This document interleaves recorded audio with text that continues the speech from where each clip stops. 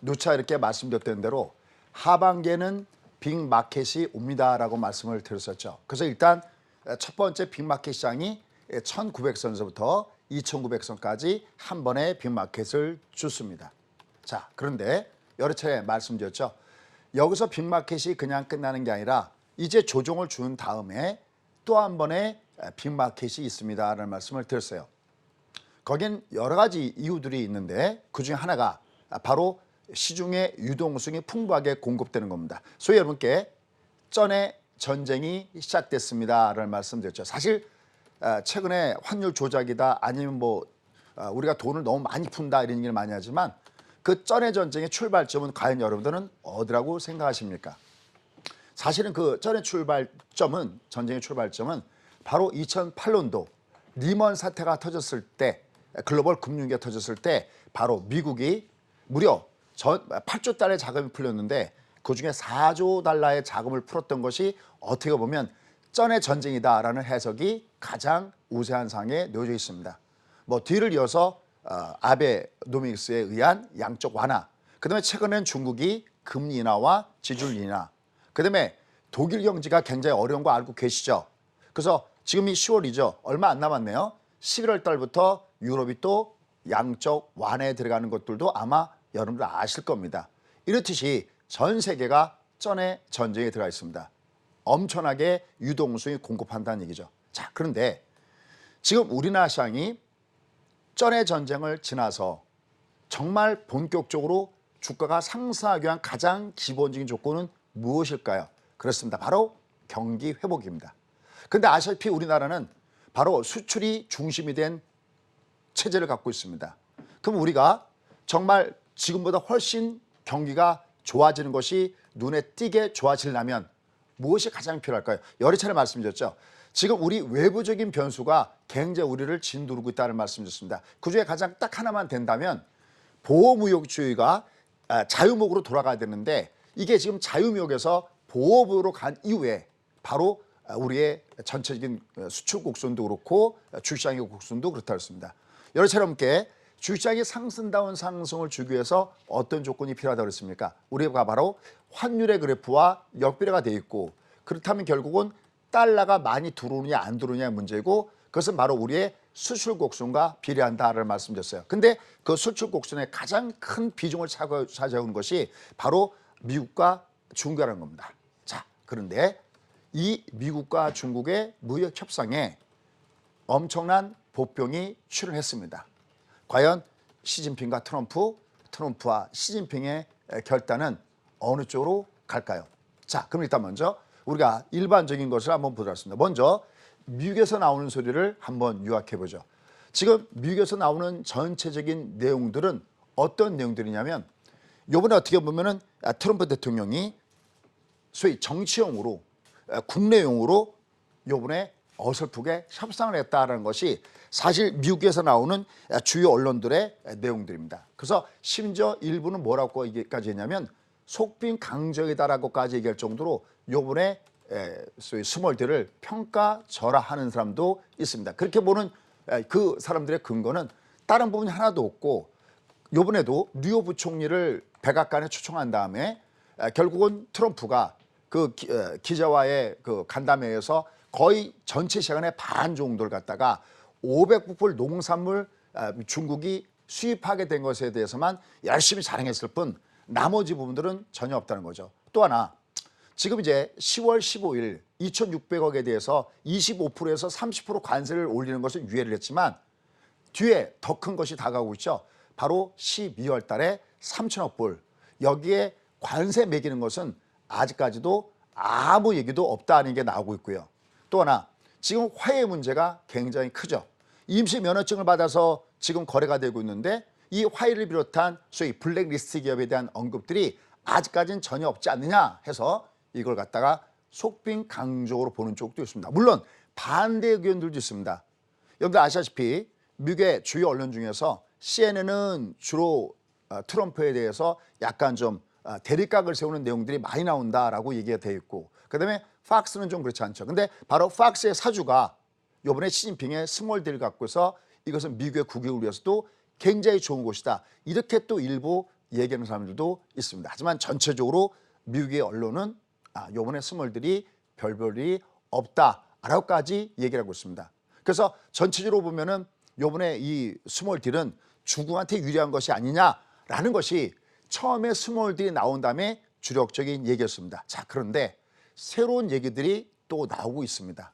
자, 그 대표적인 것이 뭐냐면 이것도 역시 미국의 CNBC인가요? 언론에서 나온 얘기인데 색다른 얘기가 나왔습니다. 그게 뭐냐면 요번에 스몰 딜의 내용을 가지고 이걸 시진핑한테 갖다가 얘기했을 때는 시진핑이 받아들이기가 굉장히 어려우니까 여기서 회의를 끝내지 말고 좀 회의를 연장해서 좀 더 구체적으로 좀 더 적극적으로 협상하자라는 것을 중국에서 요청했다라는 이런 보도들이 나오고 있습니다. 근데 당연히 미국은 노 했다는 얘기입니다. 그럼 또 이런 기사만 놓고 보면 그럼 이것도 또 중국한테 유리한 것이 아닌가 이렇게 생각을 하게 된다는 거죠. 그래서 지금 현재 한쪽에서는 뭐 미국이 유리하다, 한쪽에서는 트럼프가 유리하다, 뭐 이런 트럼프가 유리하다 아니면 시진핑이 유리하다라고 얘기를 하는데 하여튼 굉장히 뒤섞여 있습니다. 자, 그러면 이러한 가운데서 앞서 말씀드렸던 대로 과연 현재 보병은 어떤 보병이 나타났고 그다음에 현재 그러면 이 흐름은 어떻게 날 것이냐. 이 흐름이 잘 돼야 지금 우리나라 시장도 좋아지고 경제도 좋아질 것이 없다는 겁니다. 자, 그러면 어떤 부분들이 놓여져 있는 겁니다. 지금 사실은 미국의 언론에서는 여러 가지 발표가 나오는데요. 미국의 언론에서는 그렇게 뚜렷한 발표가 나오고 있지 않습니다. 얼마 전에 그 딜을 한 다음에 중국의 외교부가 이런 얘기했습니다. 요번에 미국과의 그 회의는 매우 건설적이었고 실질적으로 굉장히 진전이 있었다라는 어떤 총체적인 평은 있는데 구체적으로 여기에 대한 얘기가 예전보다는 중국 언론이 그렇게 많이 자세히 다루지 않고 있다는 것이 굉장히 퀘스천이다라는 겁니다. 그 다음에 또 하나는 뭐냐면은 지난번에 여러분들 아시죠? 5월 달에 미국과 중국이 다 협의를 하는 것처럼 보였다가 이게 막판에 뒤집어진 부분들이 있죠. 그래서 일부 중국의 소식 통들은 뭐라고 전하고 있냐면 지금 미국이나 그 다음에 중국이나 즉 트럼프나 시진핑이나 내부에 강력한 정치적인 적들이 있죠. 아시다시피 트럼프 대통령은 대통령 대선 앞둔 상태 속에서 바로 민주당 여기가 가장 대립각을 내세우고 있고 또 시진핑도 마찬가지죠. 우리가 공사한다 그러면 무조건 독재로 생각하기 쉽지만은 그 공산당 내에서도 각각 파벌이 벌어지고 있죠. 예를 들어서 태자당, 그다음에 공천당, 그다음에 상하이방 이게 아주 굉장히 강하게 알력이 이루어진 건 아마 여러분들도 알고 계실 겁니다. 그래서 이걸 갖다가 섣불리 발표했다가 지난 5월 달처럼 이게 또 강경파에 의해서 뒤집어질까 봐 중국도 아직까지 여기에 대해서는 정치적인 이런 발표를 유보하고 있는 것이 현재 양쪽의 상황이다라는 겁니다. 자, 그런데 이 협상에 보병이 출했다는 것은 어떤 부분일까요? 우리가 예전에 이런 얘기가 주력을 이루었었어요.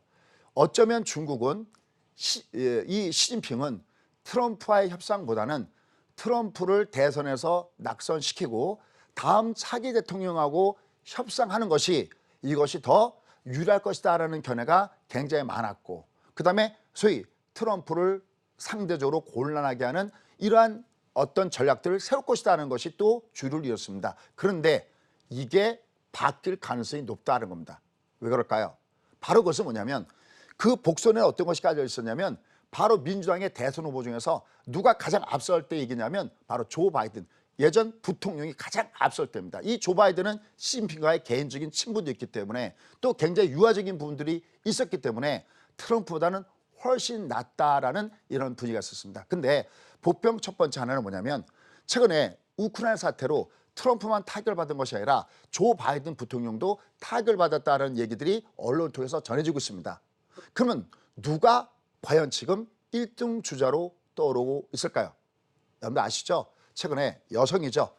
엘자베스 워렌 사람이 굉장히 강력하게 두각을 나타내고 있습니다. 근데 이 사람의 성향이 어떤 성향이냐면 중국 문제에 대해서 뭐 미국 전체적으로지만 이 중국 문제에 대해서는 오히려 트럼프보다도 2배, 3배 더 강경한 입장을 갖고 있다는 얘기들을 지금 미국의 정가에서 하고 있습니다. 우리가 보통 그런 얘기하죠. 늑대 새끼 피하려다가 사자 만났다고. 오히려 트럼프가 시진핑의 입장을 보면 가장 지금의 이 협상을 제일 중국한테 유리하게 끝낼 수 있는 것이 오히려 트럼프다. 완전 예전하고는 전혀 다른 색깔의 얘기가 나오고 있습니다. 여러분들 과연 어떻게 생각하고 계십니까? 자, 그다음에 두 번째, 이 문제가 더 큽니다. 그러면 단순하게 엘리자베스 워렌한테 가서 부담스러운 것이 아니라 바로 두 번째는 바로 홍콩의 문제입니다. 여러분, 요번에 트럼프가 상대적으로 요번에 중국이 좀 유리한 것이 아니냐라고 얘기했을 때 그 이유 중에 하나가 뭐냐면 트럼프가 크게 두 가지를 양보했다는 얘기가 있다는 거죠. 바로 대선 문제에 쫓기면서 두 가지 부분을 양보했다. 도대체 어떤 부분입니까? 첫 번째, 그동안에 트럼프는 전체 포괄적인 소위 빅딜을 원했었던 것이죠. 근데 이번에 어떻게 했습니까? 소위 우리가 뭐 페이스 1 얘기하죠. 단계별로 부분적으로 끊어서 가는 이 협상을 받아들였다는 것이 트럼프가 양보했다는 얘기거든요. 근데 또 하나 크게 양보한 것이 하나 있었습니다. 여러분들 그 소식 알고 계신지 모르겠는데 이번에 트럼프가 어떤 얘기를 했냐면 홍콩 문제는 그들이 알아서 할 것이다. 이거 뭐예요? 중국을 자극하지 않는 발언이죠. 이게 상당히 큰 앞으로 정치적인 문제에서 소용돌이를 일으킬 수 있다는 겁니다. 왜 그러냐면 최근에 미국의 하원에서 바로 홍콩의 소위 그 인권 관련돼서 이 시법 관련돼서 요번에 하원에서 양당이 합의해서 통과된 거 아마 여러분들 아실 겁니다.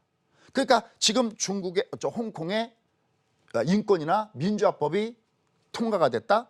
근데 이게 양당 합의해서 통과가 됐습니다. 근데 만약에 이것이 상원까지 가서 여기도 통과가 된다면 여러분들 그거 아시죠? 미국은 대통령의 권한도 굉장히 강하지만 이 미국의 의회의 권한도 굉장히 막강합니다. 그러면 트럼프의 입장으로 봤을 때 지금 홍콩의 문제에 대해서 지금 계속 우리도 홍콩의 시위를 계속해서 보고 있지 않습니까? 그럼 미국 사람들도 굉장히 그걸 보고 있다는 거예요. 그렇게 보고 있는 상태 속에서 미국 사람들이 홍콩에 대해서 유화적인 제스처를 취하고 있는 이 트럼프 대통령에 대해서 민주당의 입장을 보면은 결국은 상대방의 가장 약한 부분을 집중적으로 공략해야 될 텐데 당연히 민주당에서는 트럼프 대통령이 홍콩에 대해서 너무 중국에 대한 이러한 유화적인 제스처를 취한 것에 대해서 강력하게 이걸 물고 늘어졌을 때 트럼프 대통령의 입장이 굉장히 곤란해질 것이라는 얘기가 나오고 있는 이유들이 바로 여기에 있는 겁니다. 그러니까 상대적으로 봤을 때는 원래 중국의 전략, 원래 시진핑의 전략은 처음에는 우리가 미국이 압도적으로 이길 것이다 라고 전체가 봤는데 그게 아니라 시간이 지나면서 오히려 트럼프 대통령은 대선이 가까워지고 시간이 쫓길 것이 아니냐 해서 이제는 좀 중국이 유리한가 싶었는데 오히려 또 최근에 나오는 상황을 가만히 보면 시진핑의 입장을 봤을 때는 만약에 정말 이렇게 판도가 흘러가 준다면 결국은 오히려 트럼프가 가장 상대하기 쉬운 부분이 아니냐라는 측면에서 지금 협상의 보병이 출현되고 있다라는 부분들입니다. 그러니까 지금 이 전체적인 흐름은 결국은 한치 앞을 내다볼 수 없는 부분에 놓여져 있다는 겁니다. 자, 그럼 이제 결론을 맺겠습니다. 그럼 과연 앞으로 어떻게 될까요? 이렇게 보고 있습니다. 일단 첫 번째, 지금 양쪽의 문제를 예전에 제가 그런 얘기했죠.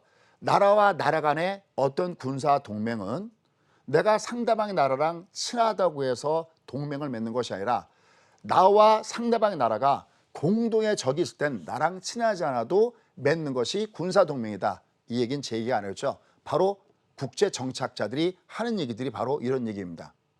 그 다음에 두 번째, 나와 협상이란 내가 상대방이 좋아서 미국과 중국과 미국이 서로 좋아서 협상 맺는 것이 아니라 둘 다 가만 놔두면 그대로 극과 극으로 대처하면 양쪽이 다 죽을 수밖에 없었기 때문에 맺는 게 협상이다 그러면서 예전에 바로 유가가 105달러에서 2014년도죠. 105달러에서 순간적으로 2016년도에 바로 25달러 선까지 4분의 1 토막으로 내갔을 때 사우디하고 바로 러시아가 손을 잡았던 예를 여러분께 말씀을 드렸습니다.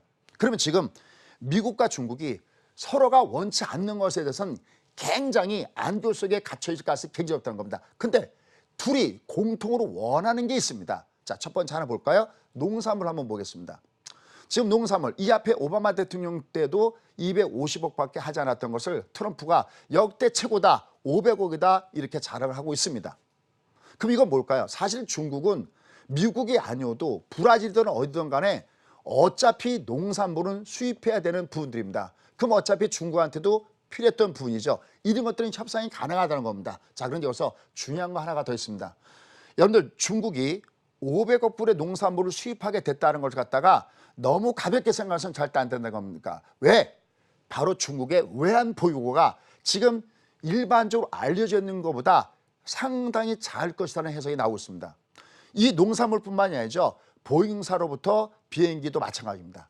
물론 농산물 한 2년, 보잉과의 어떤 수입 문제는 앞으로 5년이라는 부분이 있지만 외환보유고가 빵빵 넘쳐 흘러갖고 중국이 돈을 물 쓰듯이 달러 쓸 수 입장이 알아치면서 이것도 사실은 중국이 그렇게 쉽게 내놓을 수 있는 카드는 아니라는 거예요. 다만 어차피 수입하게 될 거 미국의 얘기를 들어주면서 같이 가자. 그러니까 똑같이 미국은 수출해야 되고 중국은 수입해야 되니까 이렇게 둘이 이해가 맞아 떨어지는 부분에 대해서는 같이 합의가 쉽다는 겁니다. 그래서 이 부분이었습니다. 그 다음에 두 번째, 중국이 최근에 미국의 압박 전략을 피해가는 전술이 있죠. 그게 뭡니까? 바로 내수하고 또 하나는 바로 위안화 환율을 가지고 중국의 관세를 피하고 있습니다. 관세는 물건값을 올리는 건데 그 물건값 올리는 효과를 바로 위안의 평가절하로 중국이 피해가고 있습니다. 이걸 미국이 이제 너희 더 이상 만약에 환율을 갖고 장난친다가는 큰일 난다는 식으로 하는데 이것도 중국이 받아들일 가능성이 높다는 겁니다.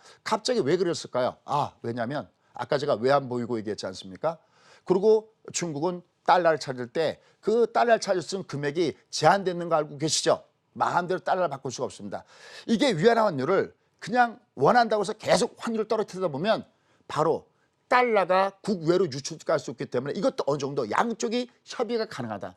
이런 식으로 양쪽이 협의가 가능한 것들은 어느 정도 받아들일 수 없다는 겁니다. 그다음에 미국이 가장 원하는 것 중에 하나가 바로 뭐냐면 바로 금융시장에 대한 개방입니다. 물론 이것이 미국의 입맛에 맞게끔 다 받아들이지 않겠죠. 왜? 이미 지난 1985년도에 프라자 회담을 통해서 미국이 어떻게 일본을 무릎 꿇는 걸 알기 때문에 미국의 입맛대로 다 바꿔주지는 않을 겁니다. 하지만 지금 중국은 뭐가 필요하냐면 외국에서 외국 자본이 들어오는 것이 굉장히 필요하기 때문에 이 부분에 대해서도 어느 정도 협의가 가능할 것이라는 얘기가 나오고 있다는 겁니다. 그래서 앞으로의 향방은 이제 페이스 1에서 페이스 2, 페이스 3로 넘어가는데 아까 제가 서두에 앞으로 2주가 굉장히 중요하다고 했죠.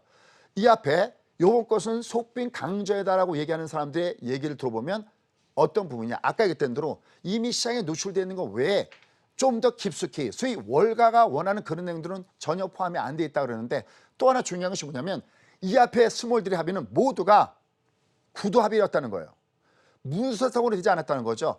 그때 한 3주 정도 걸린다고 그러는데 이제 1주가 지나갔습니다. 그럼 앞으로 2주 동안에 어떤 뉴스가 나오느냐에 따라서 전체적인 분위기는 확 바뀌어질 수 있다는 겁니다. 근데 여기에 오늘 아침에 미국 주가가 하락한 원인 중에 하나가 뭐 중국에는 이미 너무나 다 아는 얘기고요.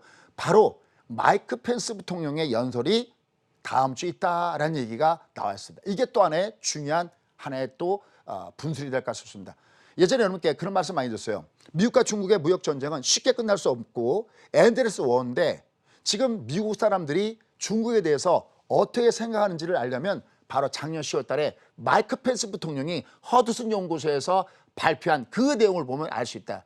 사람들은 국제정치학자들은 그걸 갖고 뭐라면 소위 콜드 워, 냉전 투다라고 얘기할 정도로 굉장히 강력한 얘기였습니다. 주요 골자도 얘기했죠. 쉽게 해서 중국이 누구 때문에 그 많은 달러를 벌어 들어갔는데 대충 지금까지 무려 한 4조 8천억 달러를 미국에서 벌어갔다고 합니다. 이 돈을 가지고 군비를 증강시키고 감히 미국을 위협해 그게 미국의 사람들이 갖고 있는 생각입니다. 이런 상태 속에서 최근에 홍콩의 시위가 온통 TV에 비쳤을 때 미국 사람이 생각하는 것은 인권 문제라든지 민주화라든지 여기에 대해서 굉장히 반감을 갖고 있다는 거니까 이런 보병들이 굉장히 출현한 상태가 되어 있기 때문에 한치 앞을 내다볼 수 없는 이런 입장이 놓여졌습니다. 차라리 시진핑의 입장으로 보면 일부 해석은 그렇다면 차라리 트럼프를 공략하는 것, 트럼프를 굉장히 궁지에 몰아넣는 것보다는 트럼프하고 이번에 협상을 오히려 이끌어가는 이런 쪽으로 전략이 전환되지 않겠는가라는 해석이 최근에 색다른 해석으로 나오고 있습니다. 과연 여러분의 선택은 어떻습니까? 자, 그러면 나머지 나오는 대로 계속 여러분께 속보상으로 전해드릴 거고요.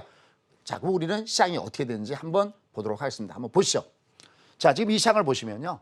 이 시장은 누차게 겠던대로 그림을 여 위에다가 살짝 위로 끄집어 올려서 말씀드릴게요. 21선이 1, 2, 3, 4, 5입니다. 여기죠. 1, 2, 3, 4, 5입니다. 자, 그런데 항상 큰 거가 한 개를 잡으려면, 그러니까 시골에서도 멧돼지 새끼가 나타났을 때 그냥 개 한 마리가 와서 덤비면 하루 강아지 법무소인 줄 모른다고, 그러면 이 개가 다칩니다. 그런데 진돗개 새끼가 두 마리만 있으면 상황은 달라지죠. 바로 큰 거 하나를 움직이려면 작은 거 두 개, 소위 우리가 진돗개 이론이다라고 합니다. 여기 가만 보십시오. 여기 보시면요. 항상 여기 이 선을 잡아먹을 때 어떻게 잡아먹냐면 여기 한번 보십시오. 여기 보시면 여기자로 잡아먹죠. 결국 투탑입니다. 여기 한번 볼까? 여기도 보시면 여기도 이렇게 투탑입니다. 보이시죠? 근데 올라갈 때도 한번 보시죠. 여기도 보시면요. 하나, 둘, 투톤으로 올라갑니다. 그러니까 큰 거 하나 잡아먹으려면 작은 게 두 개가 필요합니다. 그럼 여기를 지금 보시면 이게 위로 올라갔다가 하나였다가 지금 이게 이렇게 두 개째 꺾어진 겁니다. 그러니까 이 조정은 이상한 조정이 아닙니다.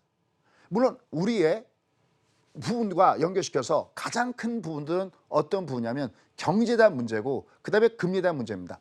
지금 이번에 우리가 금리 내려서 1.25로 내갔잖아요. 일부 금융 전문가들이 내년에 우리나라 금리 얼마 보는지 아십니까? 1.25를 그대로 유지할 것이다라고 보는 전문가들도 있지만 상당 부분은 내년의 금리를 1%, 심지어는 0.75까지도 보고 있습니다. 왜? 전체적인 세계적인 추세가 바로 그런 부분에 놓여 있기 때문에. 그러면 돈이 계속 풀리는 상태 속에서 지금 이 장은 이게 올라갔다가 이게 1, 얘가 2, 얘가 3, 얘가 4. 이게 어차피 가야 될 오파동입니다. 얘가 이상한 조정이 아니라 이게 어디서 조정받느냐 문제지, 얘는 어차피 가야 될 오파동을 지금 현재 조정받고 있는 겁니다. 이게 하나가 꺾일 때 이 앞에 올선이 외봉이었기 때문에 두 번째가 하나 둘 쌍으로 꺾이기 때문에 아무런 부분들이 없습니다. 다만 얘가 지금 이렇게 꺾어져 내려갈 때 다시 얘가 올라갈 때 어떻게 할 것이냐 할 때는 어제 여러분 투자 피에서 그런 얘기했지만 이게 올라갔던 이 기간만큼 얘가 옆으로 누워줘야 됩니다. 이게 옆으로 이렇게 1, 2, 3, 4에서 얘가 옆으로 누워주려면 얘가 꺾어질 때도 이렇게 쌍목이 필요하지만 밑바닥 올라갈 때도 하나 둘 쌍바닥이 필요하다는 거죠. 그러기 위해서는 얘가 시간이 필요합니다. 그러면 시간이 필요하다는 것은 무슨 얘기냐면 얘는 올라가면 위에서는 매물을 맞고 대신 밑으로 내려가더라도 얘가 파동이 오파동제의 영역이고 돈이 풀리고 있는 이런 상황 속에서 그냥 밑으로 처박지는 않는다는 거죠. 그럼 얘는 당분간 어떻게 될까요? 시소 양상을 타면서 왔다 갔다 할 겁니다. 소위 그렇다면 당분간 종합주가지수 장세보다는 종목 중심의 장세가 형성될 것이 없다. 우리가 그것을 일명 틈새 장세다라고 얘기를 합니다. 그래서 당분간은 종합주가지수 쪽보다는 당분간은 종목 중심의 매매 전략을 중심으로 구선하는 것이 향후 전략에 맞는 전략일 가능성이 높다라는 거 염두에 두시기 바라겠습니다.